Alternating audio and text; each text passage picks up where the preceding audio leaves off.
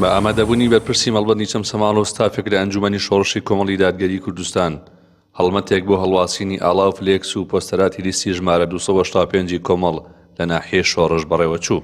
بەشێک لە هەڵمەتی بانگەشەی هەڵبژاردن خۆی بینێتەوە لە هەڵواسین و دانانی پۆستەر و دروشمەکانمان. ئێمە لە یەکەم شەوی هەڵمەتی بانگەشەی هەڵبژاردنەوە لە شەقامەکانی شۆڕش بەردەوام بووین لە بڵاوکردنەوەی پۆستەر و دروشم و ئاڵاکانی کۆمەڵی دادگەری کوردستان وەک بەشێ لە ئەرکمان بەرامبەر لیستی کۆمەڵی دادگەری کوردستان بۆ ئەنجومەنی نوێنەرانی عێراق. هیوامان وایە بە قاپی خوا تەوفیق بدا لە پاشان بە پشتیمانی ئەو میلەتە موسڵمان و ئیسلام خوازە نوێنەرەکانی کۆمەڵ سەرکەوتوانە بچنە ئەنجومەنی نوێنەرانی عێراق ئینشاءڵڵا.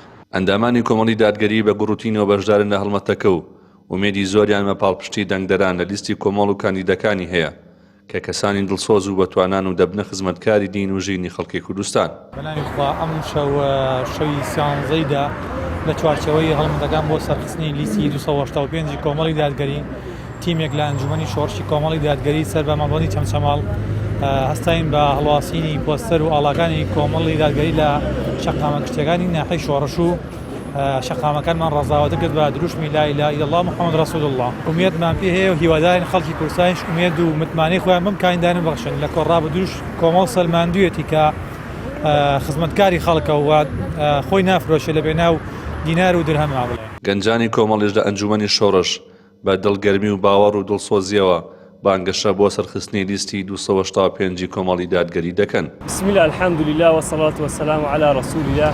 ئێمە وەکو گەنجانی کۆمەڵی دادگەری کوردستان لە ناحیەی شۆڕش بۆ پەڕیگروتینەوە و ئومێد و هیواوە بەشداری هەڵمەتەکانی بانگەشەی هەڵبژاردنەکەین بۆ سەرخستنی لیستی 275 کۆمەڵی دادگەری کوردستان لەبەرەوەی کۆلێک لە کەسانی دڵسۆز کەسانی ڕازگۆ ئەمینیان کاندید کردووە بۆ پەرلەمانی عێراق. ئینشاءڵڵا ئەم کەسانە ئەبنە خزمەتکاری دین و ژینی میلەتی کوردی موسڵمان.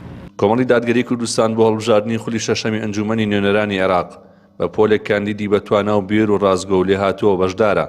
چاوی لەوەیە چۆن ڕابردوو بە کەمترین نوێنەرەوە زۆرترین بەرگری لە مافەکانی خەڵکی کوردستان کردووە لەم هەڵبژاردنەدا پاڵپشتی زیاتری دەنگدەران بەدەست بهێنێت تا نوێنەری زیاتر بۆ بەرگری لە مافەکانیان بنێرێتە بەغداد.